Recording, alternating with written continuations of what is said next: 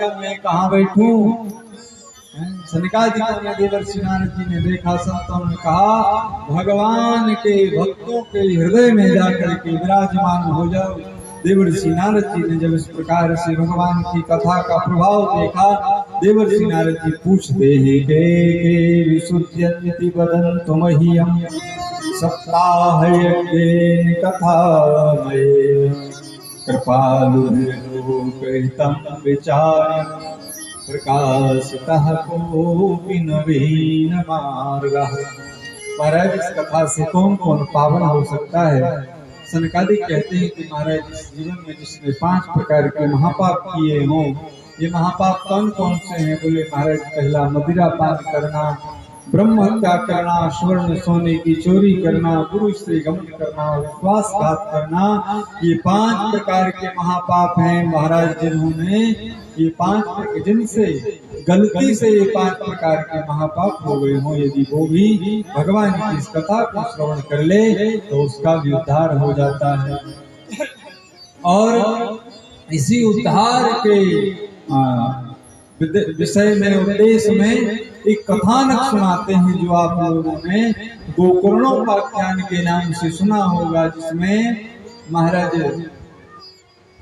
आत्मदेव की पत्नी धुंधली और गोकर्ण जी जो एक महात्मा के दिए हुए फल के प्रसाद से गौ के द्वारा प्रकट होते हैं, और गौ के महात्मा के प्रसाद के बाद भी आत्मदेव के और पुत्र न होने के बाद भी उन्होंने आत्मदेव जी का कल्याण किया। और धुंधली जो आत्मदेव की पत्नी थी, महात्मा के दिए हुए प्रसाद का अपमान करते हुए गाय को खिला दिया गया, और उस अपमान का इतना बड़ा दुख धुंधली को झेलना पड़ा कि महाराज, ना तो सुख मिला, ना तो संतान मिली, और ना तो संपत्ति बची। और महाराज गोकर्ण जी ने श्रीमद् भागवत के द्वारा उसी धुंधकारी को, जो वह धुंधकारी अवक्षा भक्ष का पालन करते हुए कुमार्ग के रास्ते पर चल करके गणिकाओं और वेश्याओं के संग के पश्चात जब धुंधकारी का प्राणांत हो जाता है, जो गणिकाएं थी उन्होंने धुंधकारी की हत्या कर दी थी। और जैसे ही धुंधकारी का प्राणांत हुआ, धुंधकारी प्रेत बन जाता है। प्रेत बनने के बाद गोकर्ण जी धुंधकारी के ऊपर कृपा करते हैं, श्रीमद् भागवत कथा श्रवण कराते हैं, और धुंधकारी को भगवत स्वरूप प्राप्त होता है, भगवान का विमान लेने के लिए आता है। बाद में गोकर्ण जी पुनः दोबारा भगवान की इस कथा को सुनाते हैं, और जब दोबारा से भागवत कथा सुनाई गई तो महाराज दूसरी बार कथा सुनाने पर उस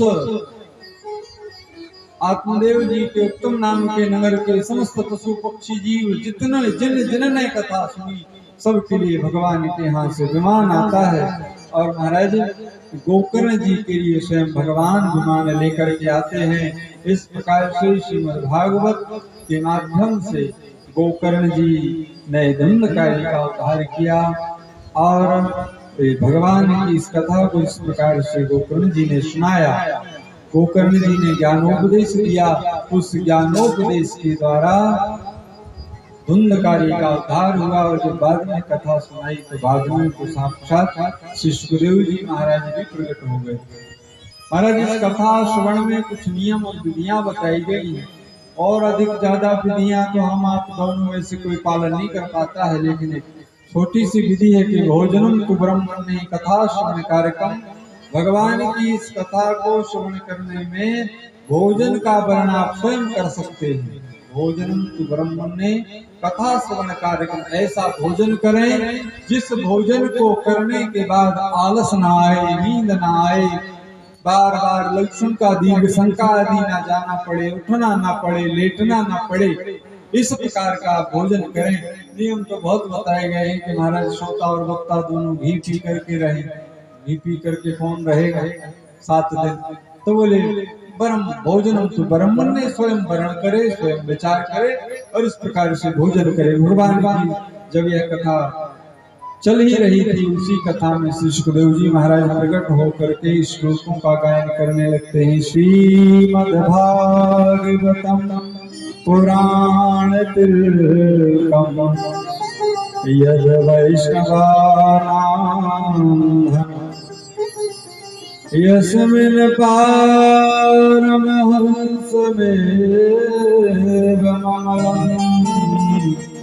ज्ञानं परम गीयते यत्र ज्ञान विराग भक्ति सहितं नैष्कर्म्यमाविष्कृतं तत्क्षणवं प्रपठन् विचारण परो भक्त्या विमुच्येत। सुखदेव जी महाराज श्लोकों का गायन करने लगे और भगवान के पार्षद आगे तो वो गायन वादन करने लगे। प्रहलाद स्थालधारी तरल गति तया तो भवकांसधारी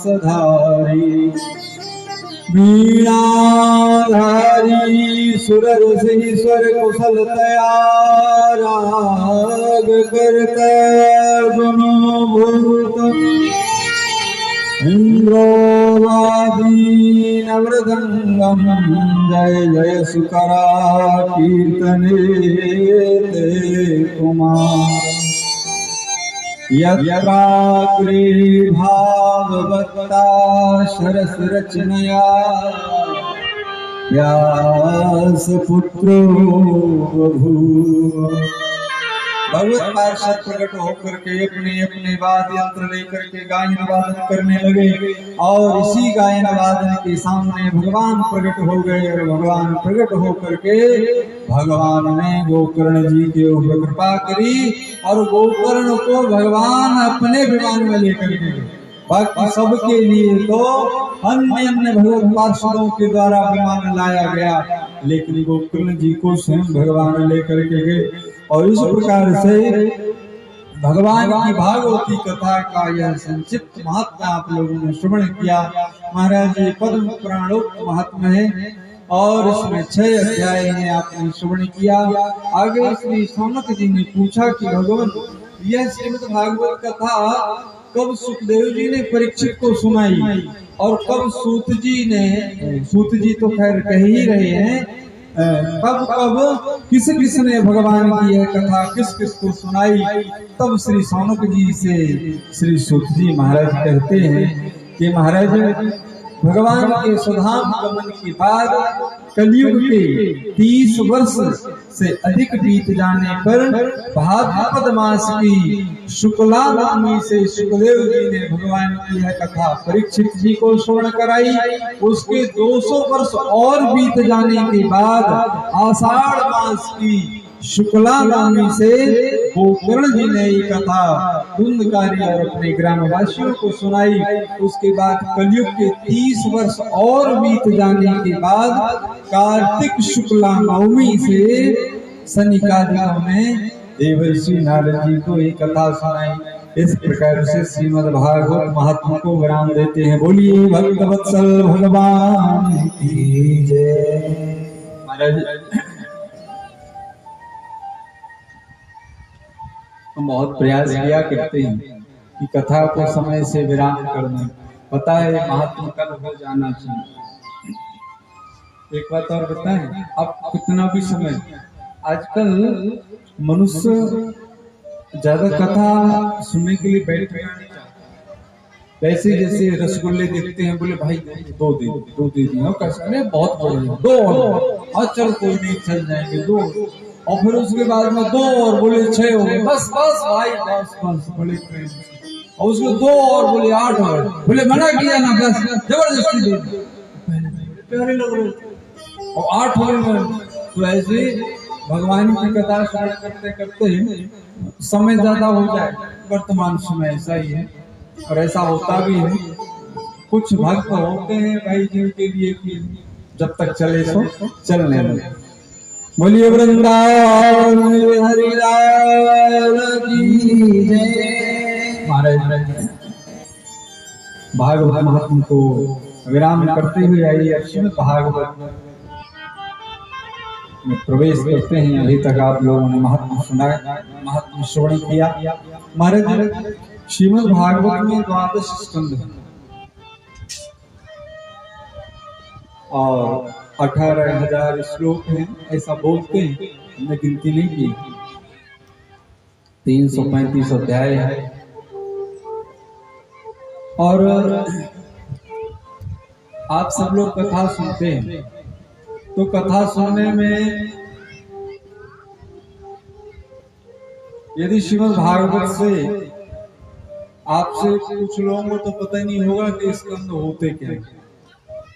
पाठ हिंदी में समझ जाएंगे, लेकिन अध्याय भी होते हैं। एक स्कंद में कितने 19 अध्याय है। तो महाराज बालकों को आजकल जोर ज्यादा है कि ABCD सिखाओ। ABCD आ गई, 1 2 3 आ गया, इंग्लिश बोलनी आ गई। या फिर जो ना महाराज की हनुमान चालीसा आनी चाहिए, भगवान की आरती आनी चाहिए, KGI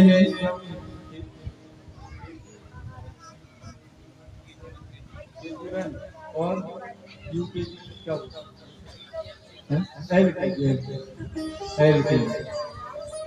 हम लोग पढ़े नहीं। मुझे कुछ आता ना जाता, जय भारत माता।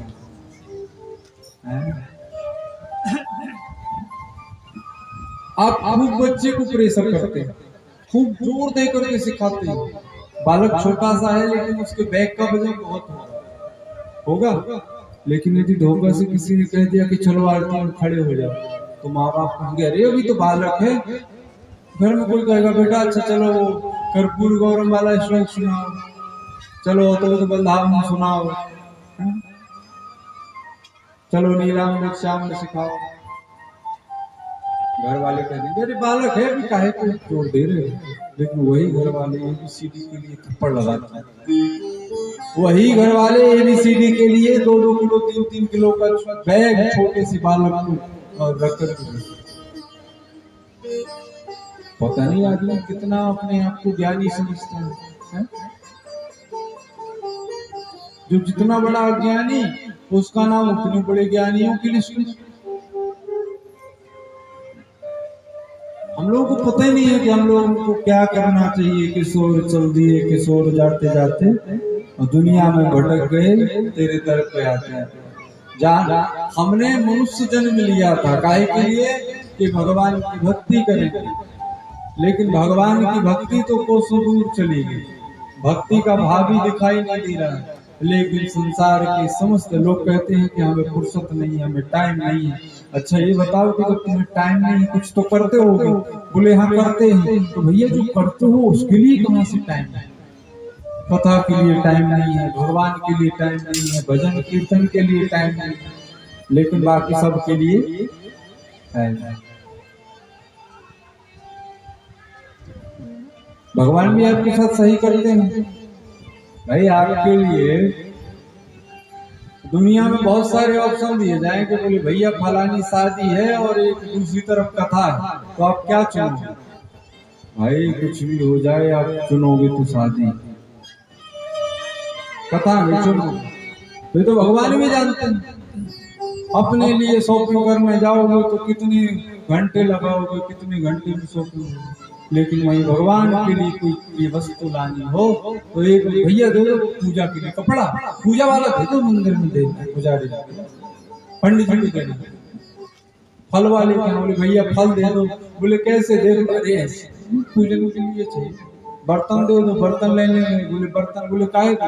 अरे बोले वेदियां रखेंगे तो कलश कटोरी थाली सब कैसे दे दो पूजन के लिए साफ छाटना है। नहीं काहे छाटना? अब नहीं हाँ आप हंस सकते हैं, कोई मनाही नहीं है, लेकिन आप सही विचार करें कितनी गंभीरता है। हम भगवान के प्रति कितने गंभीर हैं, कितनी श्रद्धा है। भगवान पे हमको भरोसा थोड़ी है। कहते खूब है, कोई भरोसा नहीं है। कितने प्राइम से कहते हैं तन भी तेरा, मन भी तेरा, सब कुछ है तेरा, सब कुछ तेरा है, बस है तेरा। वैसे जैसे बोले बहू आगे बोले कौन देख मरने के बाद सब तेरे ही तो है, तेरे ही तो है सब। अब मरने तक बहू कैसे इंतजार करे? बात का तो महाराज आजकल जानते हो रिश्ता कितने टिके चले हैं। तो महाराज हम जो कहते हैं उस बात पर हम खरी भक्ति है, विश्वास करके देखो। भगवान पे आप जैसा विश्वास करोगे वैसा आपके साथ में अनुभव होने लगेगा, लेकिन विश्वास करना पड़ेगा। मानना विश्वास करना दोनों अलग अलग बात है। तो महाराज आइए प्रथम स्कंध में आगे बढ़ेंगे। स्वस्ति श्री गणेशाय ओम श्री सद्गुरु चरण कमलेभ्यो नमः। श्री राधा कृष्णाभ्यां नमः। जन्माद्यस्य यतोऽन्वयादितीर्थश्चारथेष्वन् भिग्याः स्वराट् तेने ब्रह्मोर्गायादिकवये मोयन्ते सूरयः तेजो वारिमृदां यथा विनिमयो यत्र त्रिसर्गो मृषा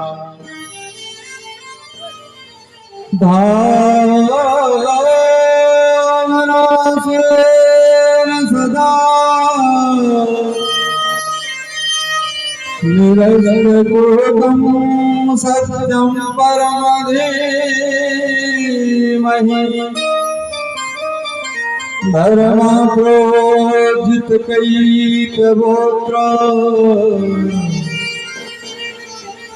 परमो निर्मत्सराणां सताम्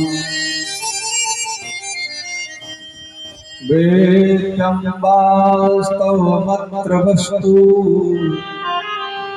शिवदं तापत्रयोन्मूलनम् श्रीमद्भागवते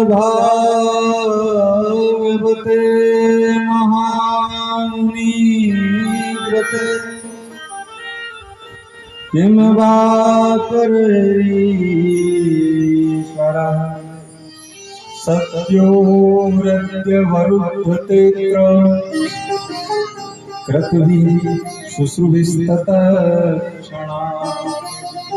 महाराज ये श्रीमद् भागवत के प्रथम स्कंद के प्रथम अध्याय का प्रथम और द्वितीय श्लोक व्याख्या करी जाए तो महाराज आज न परीक्षित जी जन्म ले पाएंगे न सुखदेव जी जन्म ले पाएंगे, और आज दूसरा दिन है तो कम से कम सुखदेव जी तो आ जाएंगे, जो उनकी अपनी निर्झरणी धरती हुई वाणी सुन करके हम सब आह्लादित हो गए।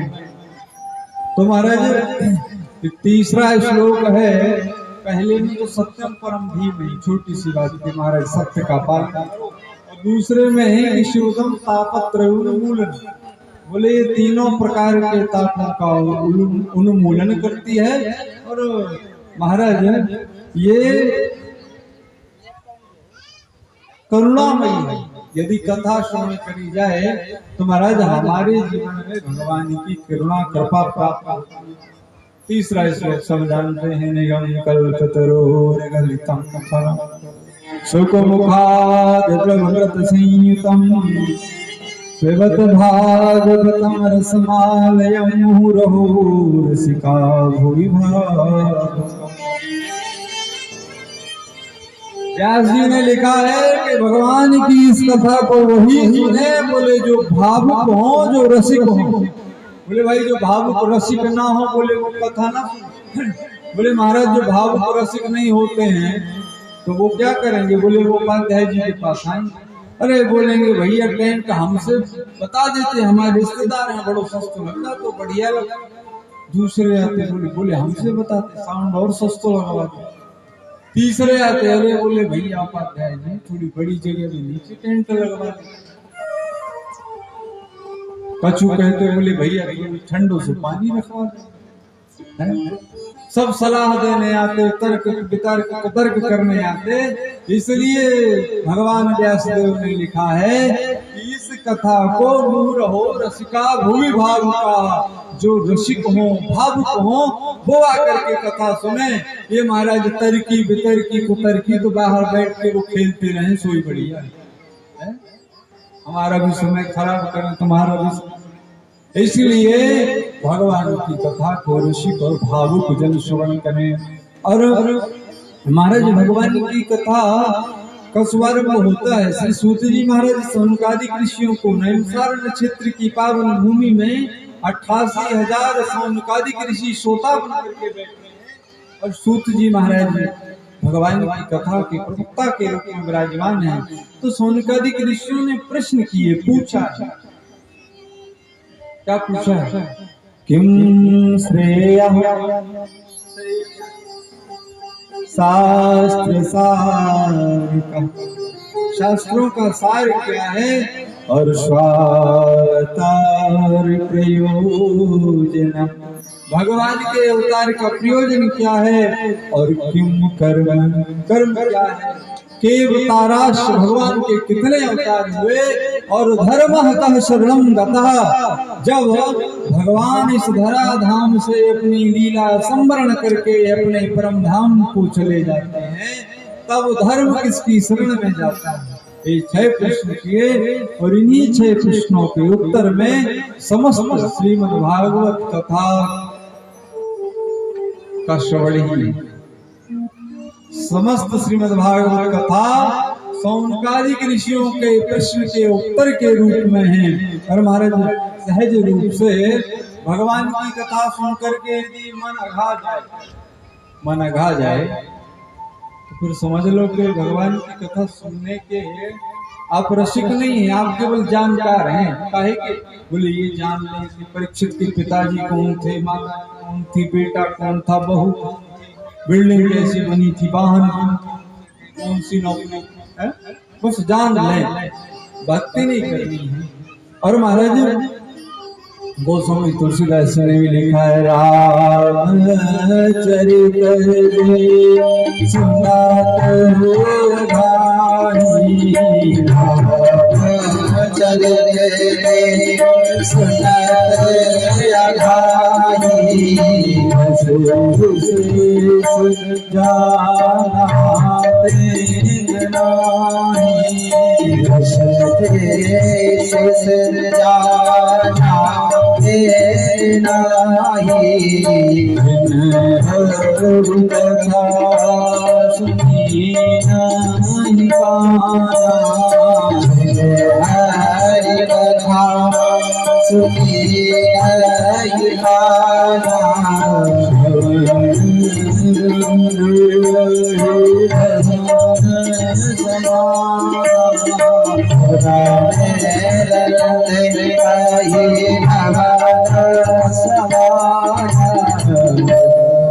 गोस्वामी तुलसीदास जी महाराज लिखते हैं कि महाराज जिन्होंने भगवान की कथा सुन करके जो ये कहने लगे कि हमने बहुत कथा सुनी, तो समझ लो कि महाराज ने भगवान की कथा का महत्व और भगवान के गुणगणों, भगवान के चरित्रों का चित्रण अपने मन से नहीं कर पाया है।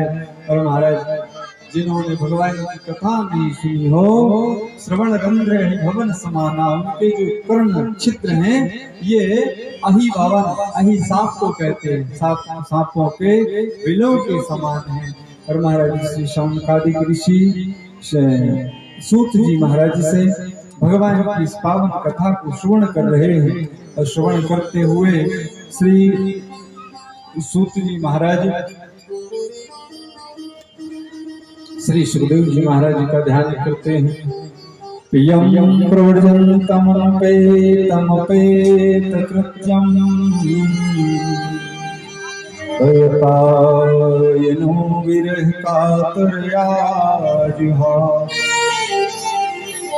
पुत्र तन्मय दया करवो विवेद तम सर्वभूत हृदयं विमानतो। सुखदेव जी महाराज का ध्यान करते हैं और श्री सुखदेव जी महाराज का ध्यान करते हुए महाराज जी कहते हैं कि हमारा मन निष्काम भक्ति में हो।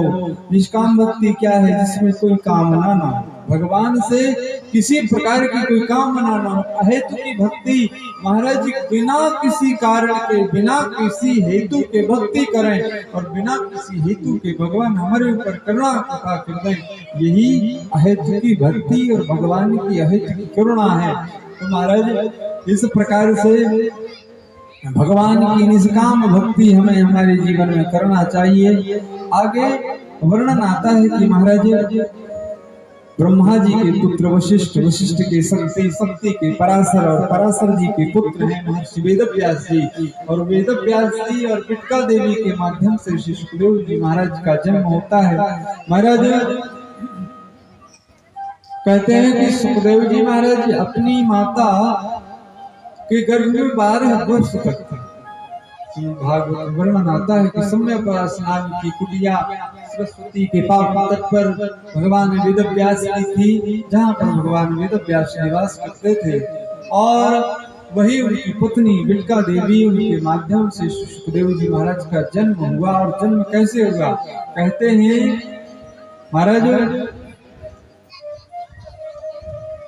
जब सुखदेव जी से व्यास जी ने कहा कि पुत्र अब तुम इस संसार में आओ, सुखदेव जी ने मना कर दिया, बोले ऐसे नहीं है। तो बोले भगवान विष्णु को बुला के लाओ, वो हमें आकर के कहें कि हमारी माया तुम्हें नहीं व्यापी, हमारी माया के कर्म क्षेत्र से तुम बाहर रहोगे, तभी मैं जन्म लूंगा। भगवान वेदव्यास स्वयं साक्षात श्री हरि का रूप में 24 अवतारों में गिनती आती है।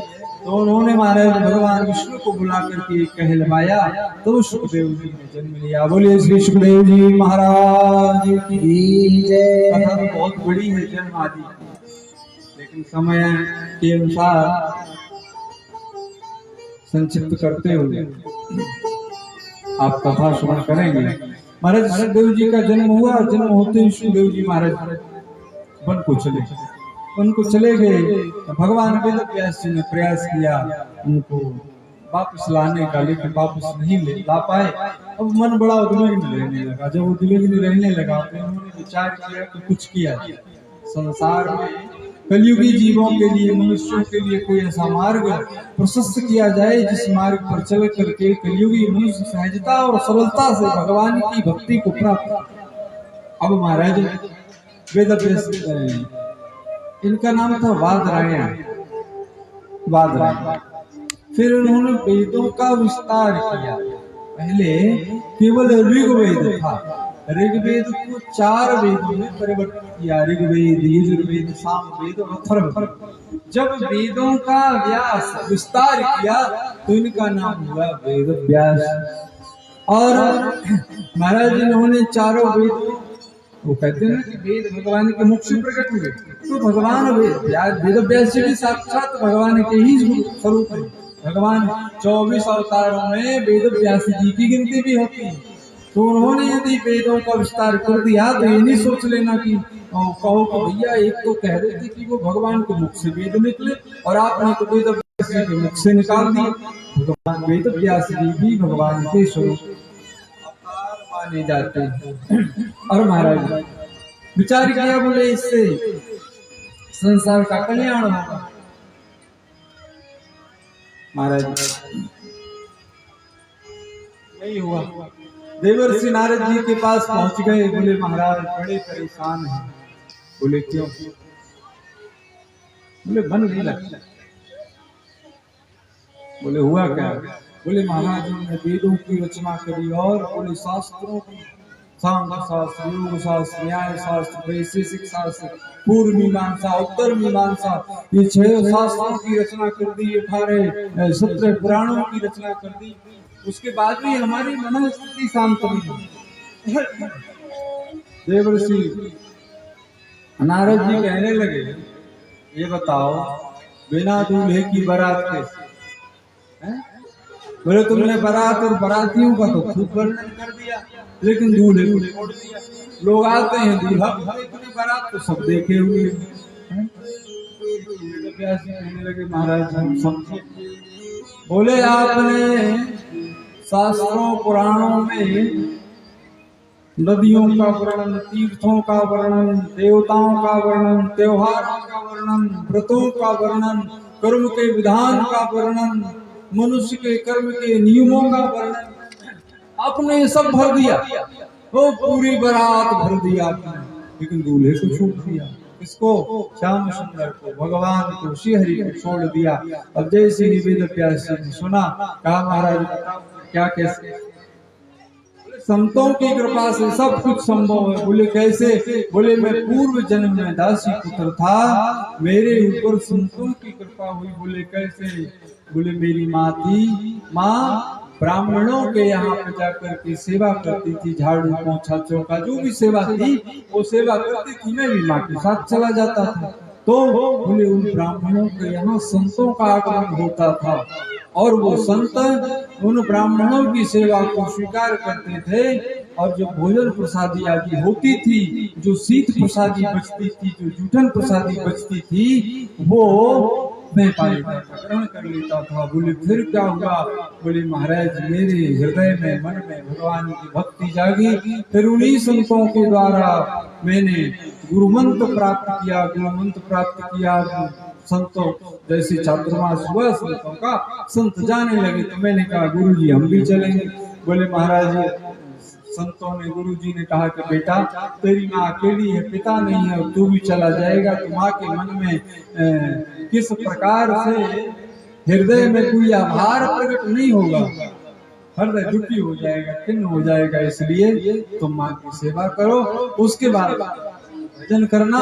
देवर्षि नारद जी माँ की सेवा करते हुए अपना समय निकालने लगे। कुछ समय के बाद एक दिन माँ दूध तोड़ने के लिए गई, सर्प के दंशन से माँ की मृत्यु हो गई। शारीरिक दैहिक संस्कार करने के बाद देवर्षि नारद जी ने पूर्व जन्म की वो कथा सुना रहे हैं। उस समय वो दासी पुत्र थे और उनकी माँ ब्राह्मणों के यहाँ दासी के रूप में सेवा करती थी। तो वो जैसे ही माँ का शरीर पूरा हुआ, वन में गए, वन में जाकर के अपने गुरु मंत्र का ध्यान करने लगे। भगवान की अलौकिक दिव्य सखिल ब्रह्मांड नायक की छटा झांकी को देख करके प्रसन्न हो गए और मन ही मन बड़े प्रसन्न चित्त हुए। क्षण भर में झांकी अंतर ध्यान हो गई।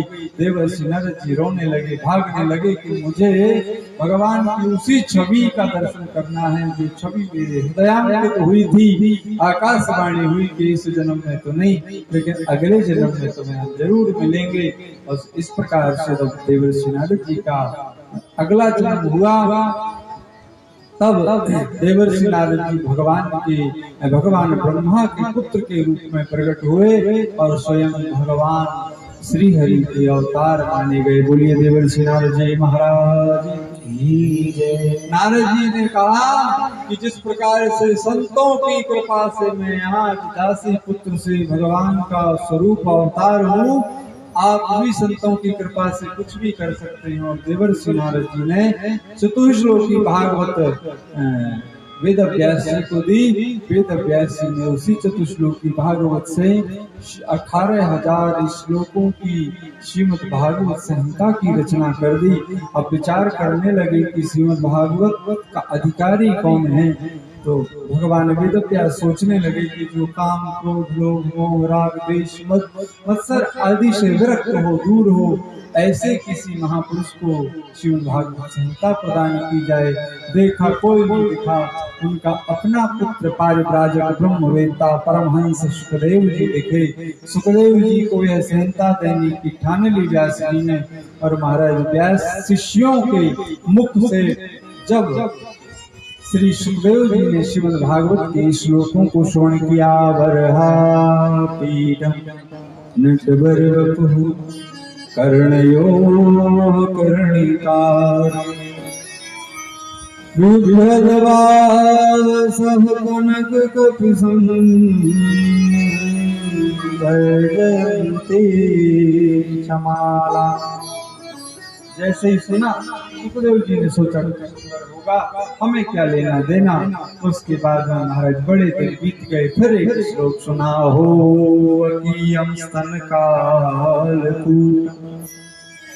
जिघांसयापायदप्रसादवि लेवे गतिं धातृचितां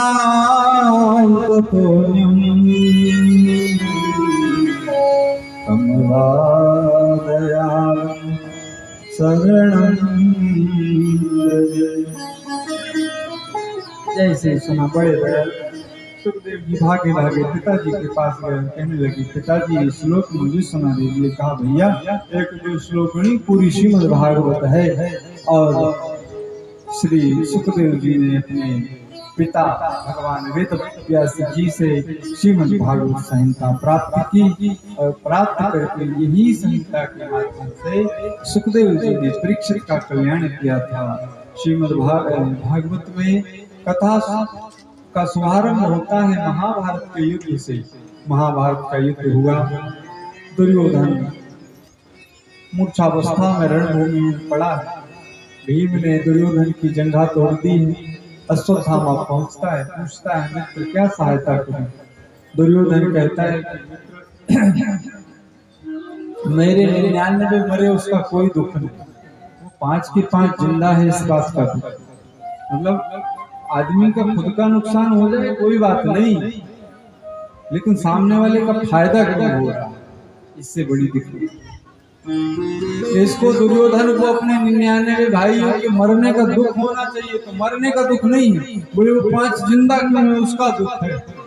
क्या करें, बोले कुछ तो करो। अश्वत्थामा रात में जाता है, पूछता है कि जिसको इतने बड़े बड़े महारथी हैं, कृपाचार्य, द्रोणाचार्य, कर्ण, भीष्म पितामह, इतने बड़े बड़े महारथी और 5 भाइयों का कुछ नहीं बिगाड़ सके। मैं तो द्रोणाचार्य जी का भी पुत्र हूँ, मेरे बाप भी कुछ नहीं बिगाड़, मैं क्या बिगाड़ूंगा। बैठ गए ऐसे पेड़ और पेड़ के नीचे बैठे सो महाराज रात में उल्लू उड़े और उड़ करके कौओं के ऊपर हमला कर दिए।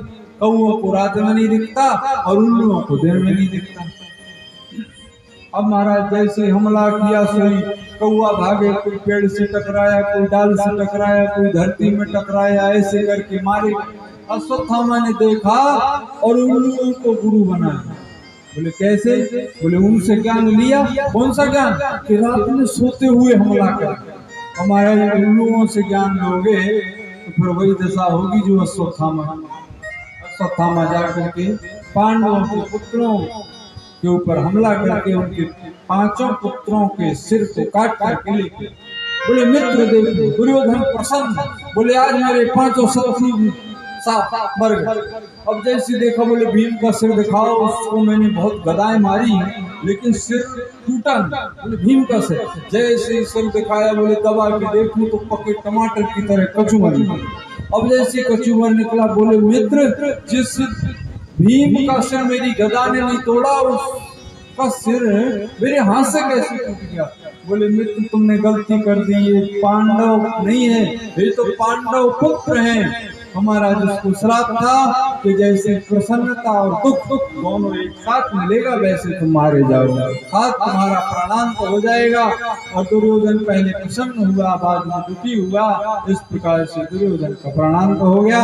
अब अश्वत्थामा महाराज विचार करने लगा कि अब हमारा कौन सी गति हुई महाराज, अब मेरी कौन सी गति होगी। यहाँ जैसे प्रातः काल हुआ, प्रातः काल के बाद सुबह जब द्रौपदी ने देखा 5 पुत्रों का वध कर दिया गया, विलाप करती है। दुर्योधन आते हैं, बोले मैं प्रतिज्ञा करता हूँ कि तुम्हारे पुत्रों के वध करने वाले इस शत्रु को ला करके तुम्हारे सामने खड़ा कर दूंगा, उसका वध करूंगा। और महाराज अर्जुन निकल गए, अर्जुन ने प्रतिज्ञा कर लिया, अर्जुन निकल गए और महाराज भगवान को बुलाया। बोले महाराज भगवान भी पहुंच गए। अश्वत्थामा ने देखा, बोले अर्जुन से जीतना संभव नहीं। ना कोई शस्त्र है जो अर्जुन को हरा सके। बोले एक ही, बोले कौन सा? बोले ब्रह्मास्त्र। सोई ब्रह्मास्त्र संधान कर दिया और जैसे ब्रह्मास्त्र छोड़ा, अर्जुन ने भगवान से कहा प्रभु सामने। अर्जुन कोई बात नहीं, कभी कभी कांटा को कांटे से निकाल देते हैं। अर्जुन समझ गए। बोले इस ब्रह्मास्त्र को रोकने का सिर्फ एक उपाय है, ब्रह्मास्त्र। ब्रह्मास्त्र छोड़ दिया। जैसे ही अर्जुन ने ब्रह्मास्त्र छोड़ा, भगवान वेदव्यास प्रकट हो जाते हैं और प्रकट होकर के कहते हैं मूर्ख, छोटी छोटी बातों में इस सृष्टि के प्रलय के लिए ब्रह्मास्त्र का प्रयोग कर रहे हो क्या? सृष्टि का प्रलय चाहते हो?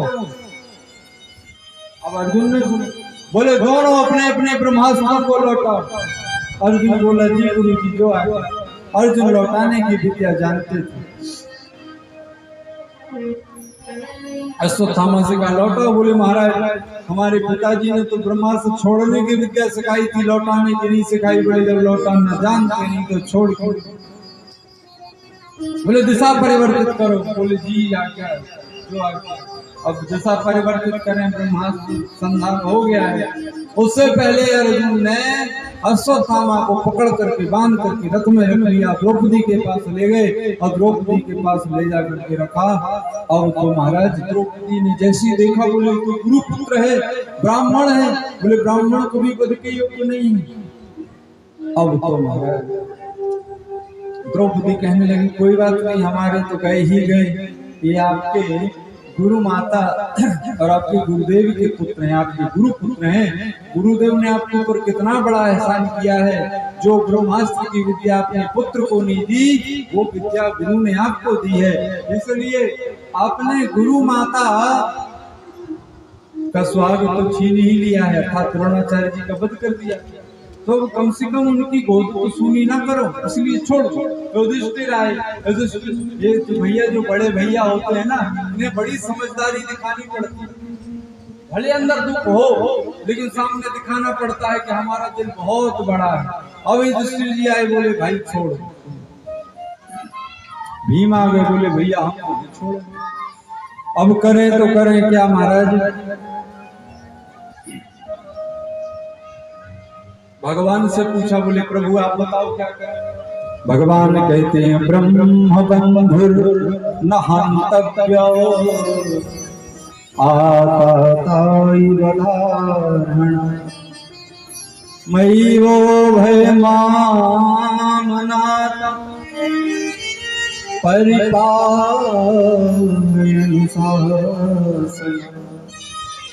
बोले ब्रह्म बंधुर न हंतव्य, बोले ब्राह्मण को नहीं मारना है। तो बोले याताताई बधारण, बोले याताताई को छोड़ना नहीं। अर्जुन सोचने लगे बताओ, ये ब्राह्मण है, इनको मारना नहीं है और उन्होंने पुत्रों का वध किया तो याताताई भी है। वो बोले याताताई को छोड़ना मत। कहा महाराज, बोले आपकी पहेली हमारे समझ से बाहर। आप कह रहे हो ब्राह्मण है तो मारना मत और आताताई है तो छोड़ना मत। मैं करूं तो करूं क्या, मारूं तो छोड़? भगवान ने कहा अर्जुन, ब्राह्मण को सभा में अपमानित करके धक्का देकर के निकाल देना ही मृत्यु दंड देने के बराबर है। ब्राह्मण वध, ब्राह्मण की हत्या नहीं की जाती है, ब्राह्मण का वध नहीं किया जाता। महाराज जो अश्वत्थामा के माथे की निकाल करके उसको अपमानित करके निकाल दिया गया। और जैसे यहाँ निकाला गया तो निकालने के बाद में महाराज अश्वत्थामा और क्रोधित हो गया। बोले मैं छोड़ूंगा नहीं। और वही ब्रह्मास्त्र जिसकी दिशा मोड़ना था, अर्जुन के पुत्र अभिमन्यु की पत्नी उत्तरा के गर्भ, पूरे पांडवों में केवल उत्तरा ही थी जिसके गर्भ में वंश को चलाने के लिए कुलदीपक था। अश्वत्थामा ने ब्रह्मास्त्र की दिशा मोड़ी और उत्तरा के गर्भ को नष्ट करने के लिए भेज दिया। जैसे उत्तरा ने देखा, भगवान के सामने पहुंच गई, हाथ जोड़ा, बोले पाहि पाहि महायो देव देव जगत्पते नान्यं तद्भयं पश्ये यत्र मृत्यु परस्परम। भगवान पाहि नाम प्रभु रक्षा करें। बोले मेरी मृत्यु हो जाए तो हो जाने दो, लेकिन मेरे गर्भ की रक्षा करें। भगवान ने जैसे ही देखा ब्रह्मास्त्र की दिशा बदली है, भगवान उत्तरा के गर्भ में जा करके और उत्तरा के गर्भ की रक्षा करते हैं। बाद में जब ब्रह्मास्त्र का तेज समाप्त होता है तब भगवान उत्तरा के गर्भ से बाहर आते हैं।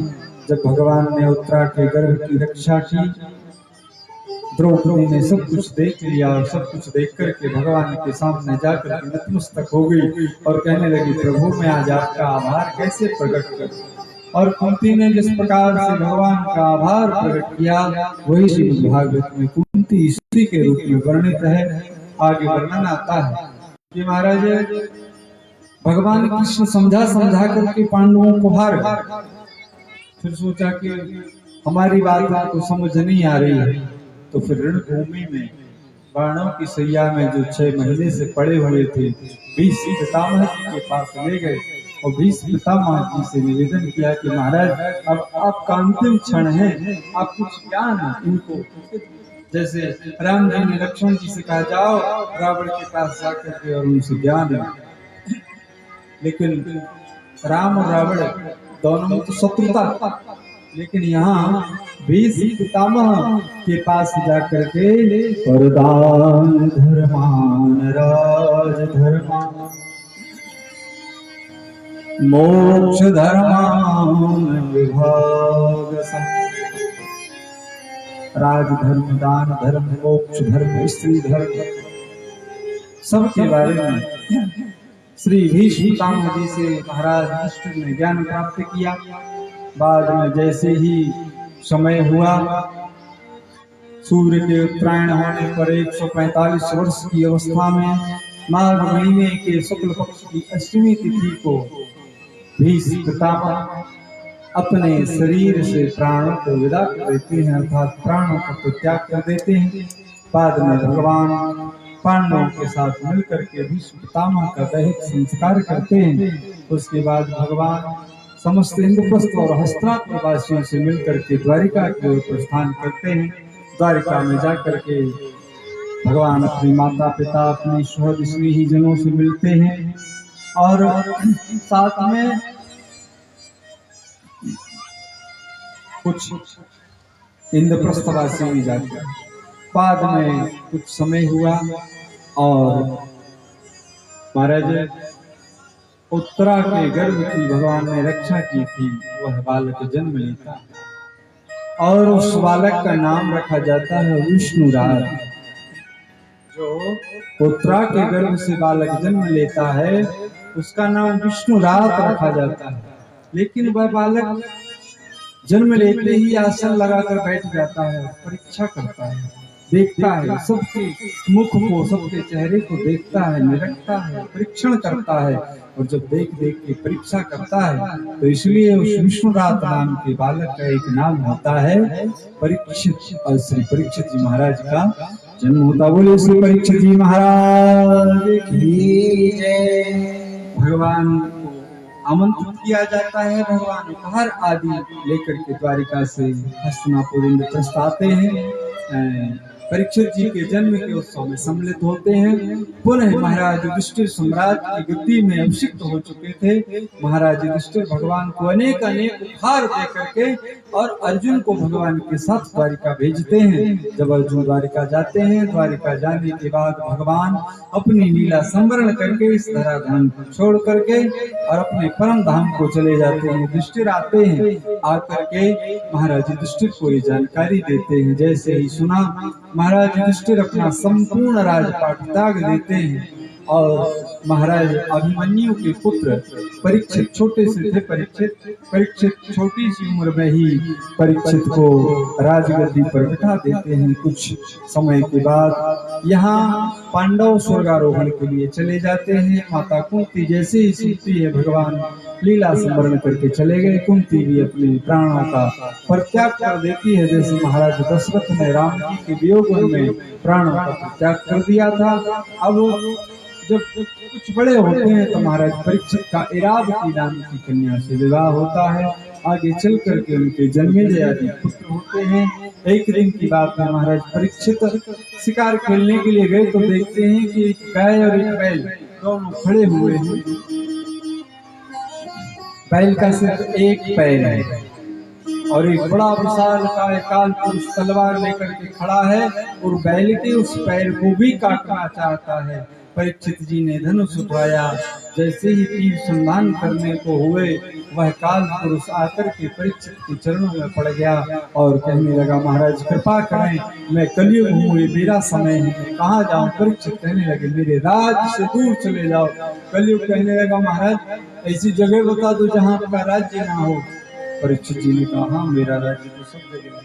तो कहा कुछ जगह दे दो, तो उनको कुछ जगह दी गई। द्यूतम पानम स्त्रिया सोना यत्रा धर्मश्च प्रविदा, ये 4 चीजें। द्यूतम जहाँ द्यूत पीड़ा हो रही हो, पानम जहाँ मदिरा पान हो रहा हो, स्त्रिया जहाँ स्त्री गमन हो रहा हो, और सोना जहाँ हिंसा हो रही हो। ये 4 जगह महाराज परीक्षित ने कलयुग को दी। कलयुग ने एक जगह और मांगी स्वर्ण में, और स्वर्ण में जाकर के वास करने लगा। एक दिन पुनः परीक्षित शिकार खेलने जाते हैं और बाप दादाओं के समय का रखा हुआ जरासंध का मुकुट खजाने में रखा था, उस मुकुट को धारण कर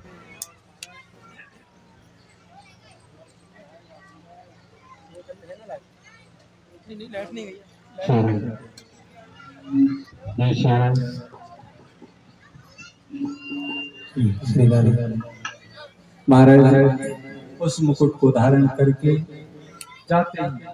स्वर्ण यदि हमारे परिश्रम की कमाई का हो, हमारे परिश्रम की कमाई से खरीदा हुआ स्वर्ण हो, प्रेम पूर्वक प्राप्त स्वर्ण हो, वो हमारे लिए भगवत स्वरूप का कार्य करता है। लेकिन वही गिरा हुआ, मिला हुआ, चोरी का जबरदस्ती छीना हुआ स्वर्ण हो तो वो महाराज परिवार में अनेक प्रकार के क्लेश और अशांति से जीवन को भर देता है।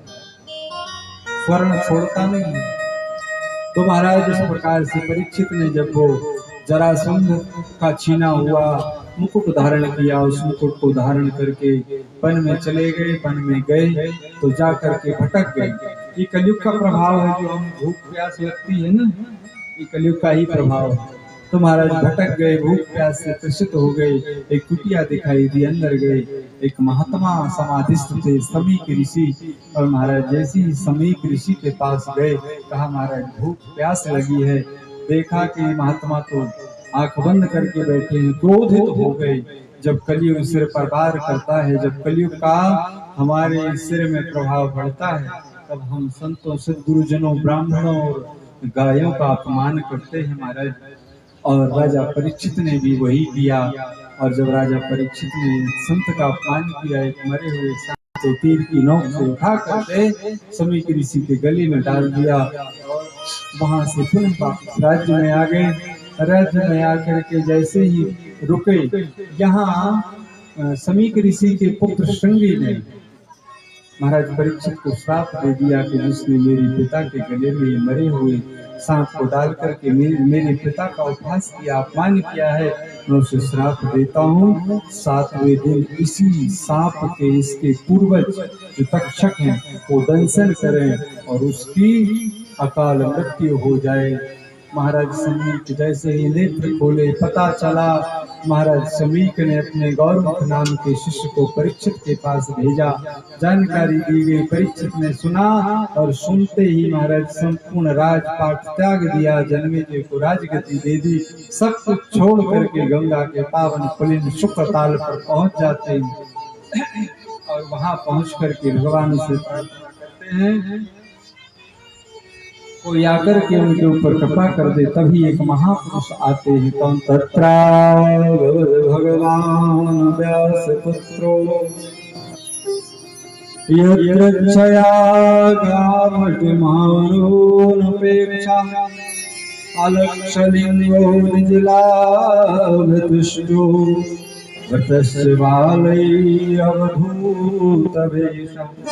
अवधूत वेश में कौपीन धारण किए हुए जटाओं की अलका बलियां बिखरी हुई और मुख में सुंदर हंसी और हाथी की तरह मदमस्त चाल में श्री सुखदेव जी महाराज का आगमन महाराज परीक्षित के पास गंगा के कुलेल में शुक्र ताल में होता है। बोले श्री सुखदेव जी महाराज की जय। सुखदेव जी महाराज को भाई कोई आता राम राम करते कि नहीं, तो सुखदेव जी महाराज का आगमन प्रत्यक्ष रूप से हुआ है, तो हम भी उनको भजन के माध्यम से प्रणाम करते हैं। तो प्रणाम करने के बाद में आगे की कथा अगले सत्र में सुनेंगे। प्रथम स्कंद में 19 अध्याय और 19 अध्याय यहीं पर विराम हो जाते हैं। इसमें जैसे ही सुखदेव जी महाराज आते हैं परीक्षित जल्दी बिठाते हैं, क्योंकि समय नहीं है, 7 दिन का समय, जल्दी बिठा के हाथ जोड़े पूछा अतः पृच्छामि संसिद्धिं योगिनां परमं गुरुं पुरुषस्य हयत कार्यं म्रियमाणस्य सर्वथा। महाराज जल्दी मरने वाले को क्या करना चाहिए, ये प्रश्न परीक्षित जी ने सुखदेव जी से पूछा है। और इस प्रकार से प्रथम स्कंद विराम होता है। कल श्री सुखदेव जी महाराज इसका उत्तर देंगे। और अब श्री सुखदेव जी महाराज को भजन के माध्यम से प्रणाम करते हैं। उसके बाद कीर्तन, आरती, प्रसाद और प्रस्थान। बोलिए श्री सुखदेव जी महाराज की जय। हरि की कथा सुनाने वाले, अमृत पान कराने वाले, तुमको मेरा तुमको कथा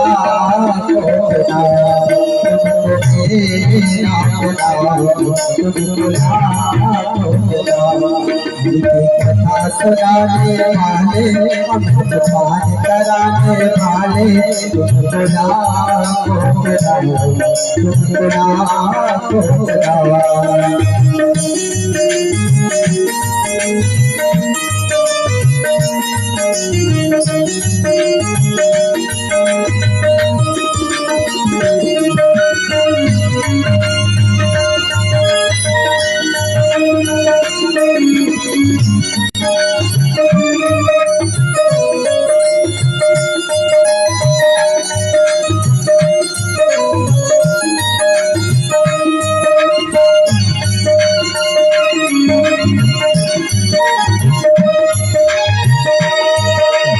भूल रहे थे मन में पल खो गए थे तन में, भूल रहे थे मन में पल खो गए थे मन में, भूल रहे थे मन में पल खो गए थे तन में, भूल रहे थे मन में पल खो गए थे मन में। राह बताने वाले, राह दिखाने वाले,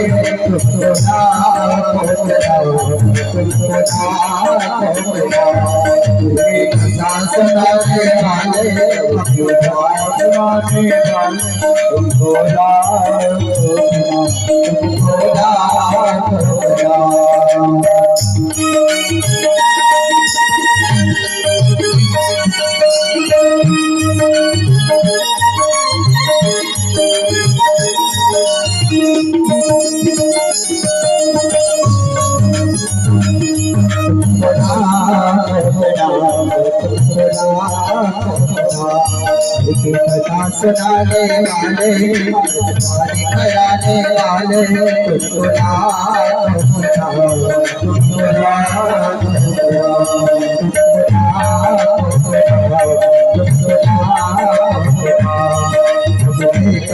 इसका प्याला जाने प्रेम के काला, इसका प्याला जा रहे प्रेम के काला, इसका प्याला जा रहे प्रेम के काला, इसका प्याला जा रहे प्रेम के काला। कराने वाले, कराने वाले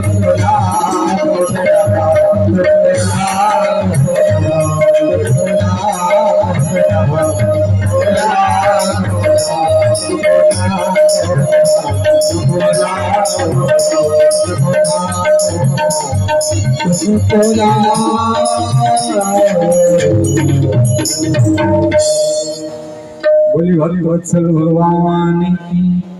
महाराज भगवान की कथा श्री सुखदेव जी महाराज की कृपा से ही बड़ी रसमयी और भावमयी होती है। हम तो इस संसार में आपके जैसे ही खाने पहनने ओढ़ने और आपके जैसे क्रियाओं वाले ही, हम कोई अलग से नहीं। लेकिन जब तक श्री सुखदेव जी महाराज की कृपा ना हो तब तक वाणी में रस नहीं होता। एक वाणी होती है जिसमें कला होती है और एक वाणी होती है जिसमें रस होता है। तो बिना श्री सुखदेव जी महाराज के, बिना भगवत कृपा की वाणी में रस नहीं आता है और बिना भगवान की भक्ति के कृपा नहीं हो सकती है। तो महाराज श्री सुखदेव जी महाराज को हम सब प्रणाम करते हुए और आज 2-3 दिवस की कथा को हम यहीं विराम करते हैं। आज थोड़ा सा हमें विलंब हो गया था आने में, क्या बताएं। आप लोग कभी आइए आश्रम वृंदावन तो आप देखेंगे आप लोगों की सेवा में ही समय निकल जाता है।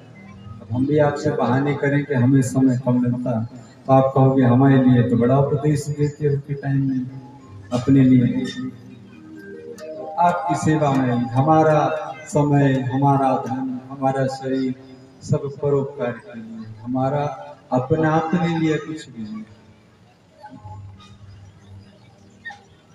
ना हमारे अपने कोई मन की इच्छा है, ना हमारा अपना कुछ। हमारे पास जो कुछ है हम स्वयं ही सिर्फ और सिर्फ जो थोड़ा सा तुच्छ बुद्धि है, ज्यादा बुद्धि नहीं। परमार्थ के लिए तो वैसे हम क्या परमार्थ करेंगे, हमारी क्या सामर्थ्य, हम क्या उपकार, हम होते कौन उपकार करने। तो भगवान की कृपा हो, भगवान करावे तो हो जाता है। तो आज की कथा को श्री सुखदेव जी महाराज को प्रणाम करते हुए विराम। आइए भगवान की आरती के लिए आप सब खड़े हो गए। बोलिए श्रीमद् भागवत महापुराण की जय। हरि ओम नारायणे नमः कृष्णेश्वर्यै नमः। ओम चंद्रमानसो जात चक्षुः सूर्यो जायत श्रोत्रत्वायुश्च प्राणश्च मुखादग्निरजायत। श्री भागवत भगवान की है आरती। पापियों को पाप से है आरती। श्री भागवत भगवान की है आरती। पापियों को पाप से है आरती।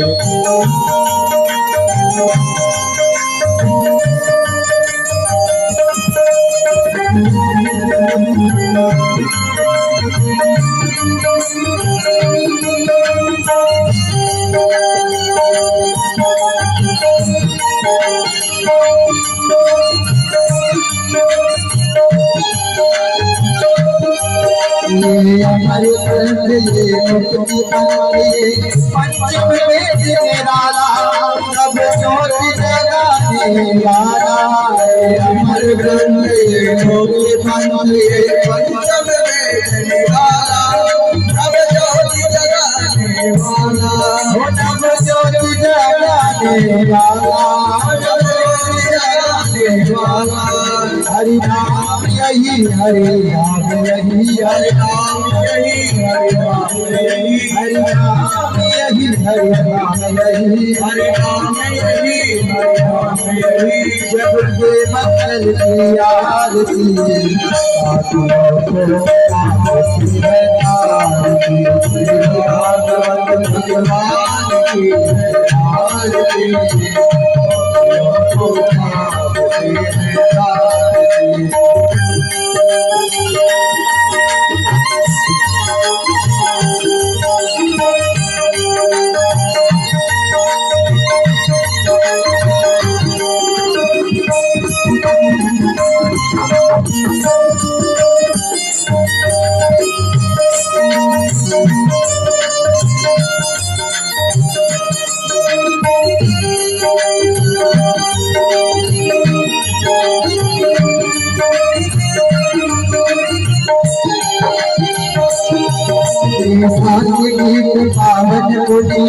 पापों को मिटाने वाला, हरि दर्श कराने वाला, शांत के पावन पुनीत पापों को मिटाने वाला, हरि दर्श कराने वाला, हरि दर्श कराने वाला, हरि दर्श कराने वाला,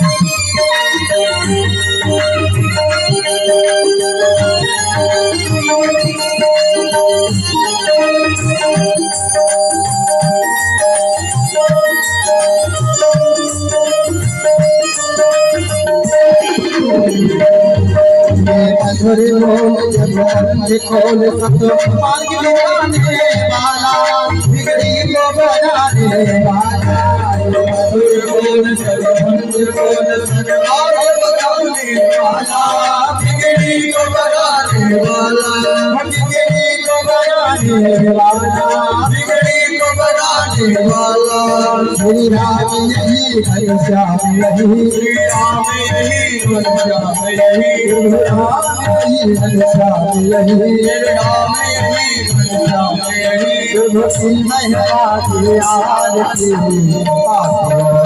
पाप से है तारती, भगवान की है आरती,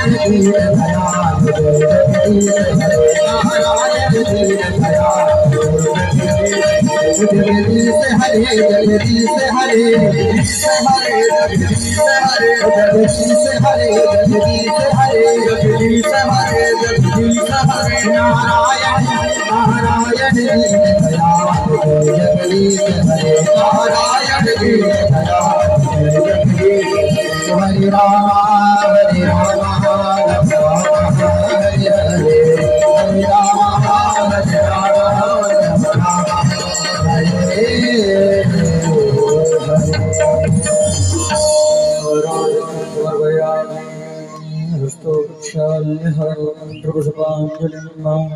हरे हरि ओम। जग्नेन जग्नमय जंत देवास्तानि धर्माणि प्रथमान्यासन्ना ते हनाकं महिमानः स्वतंत्र पूर्वे साध्या सन्ति देवा। सभी लोग हाथ में पुष्प ले लें, इनके पास पहुंच जाए।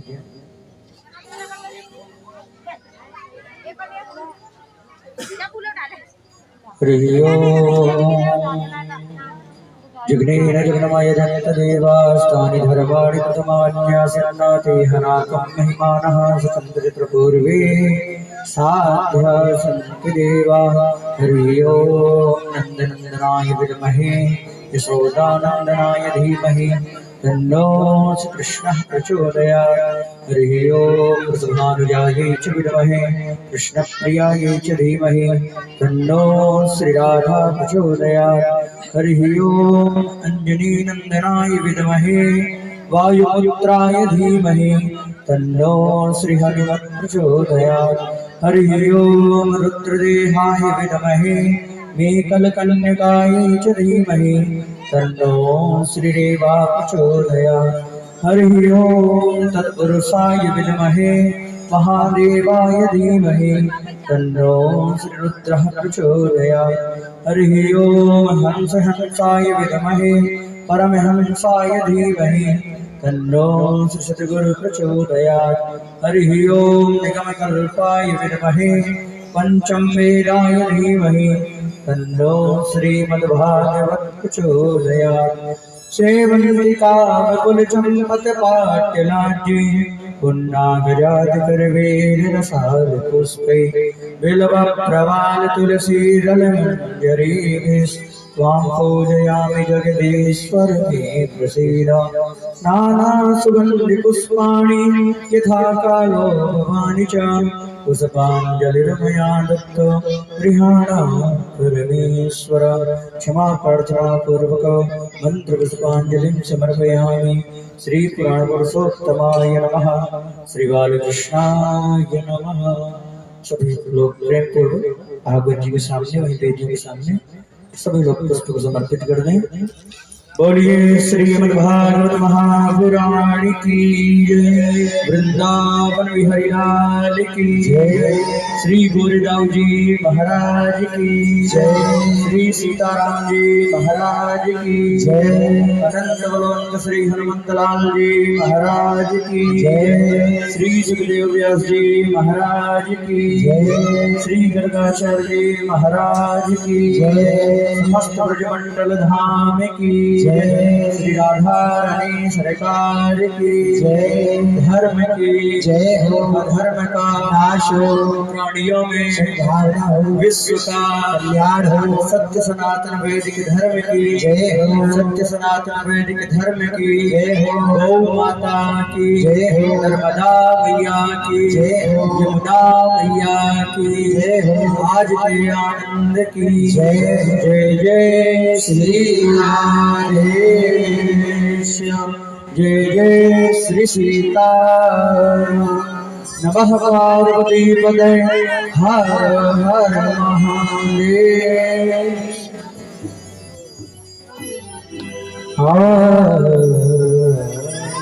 सभी भक्ति प्रसाद देकर ही जाए। कोई भक्ति बिना प्रसाद खा जाए।